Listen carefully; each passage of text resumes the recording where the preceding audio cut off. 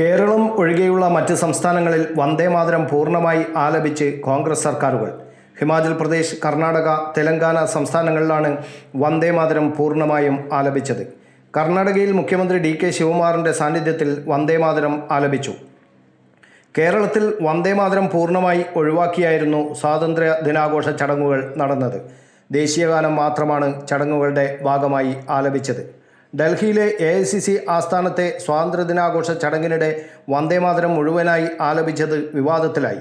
ചടങ്ങിൽ വന്ദേമാതരം മുഴുവൻ ആലപിച്ചു. സോണിയാഗാന്ധിയും മല്ലികാർജ്ജുൻ ഖാർഗെയും ഇടപെട്ടെങ്കിലും മുഴുവൻ വരികളും ആലപിക്കുകയായിരുന്നു. വന്ദേമാതരം മുഴുവൻ ആലപിക്കേണ്ട എന്ന കോൺഗ്രസിൻ്റെ പ്രഖ്യാപിത നിലപാടിനെ ആലാപനം വിവാദമാക്കിയിരിക്കുകയാണ്. വിഷയത്തിൽ മലക്കമറിയുകയാണ് കോൺഗ്രസ് നേതാക്കൾ. സംഭവം വിവാദമാക്കേണ്ടതില്ലെന്ന് ജനറൽ സെക്രട്ടറി ജയറാം രമേശ് പ്രതികരിച്ചു. മുഴുവൻ ചൊല്ലിയതിലും പ്രശ്നമില്ലെന്നും പാർലമെൻറ്റിൽ നിലപാട് വ്യക്തമാക്കിയിട്ടുണ്ടെന്നും ജയറാം രമേശ് പറഞ്ഞു. വന്ദേമാതരം മുഴുവൻ ആലപിക്കുന്നത് ആരും തടഞ്ഞില്ലെന്നും ജയറാം രമേശ് പറഞ്ഞു. സോണിയാഗാന്ധി കൈ കാണിച്ചത് കസേര കൊണ്ടുവരാനാണെന്നാണ് ജയറാം രമേശിൻ്റെ വിശദീകരണം. News bureau, Kannur media.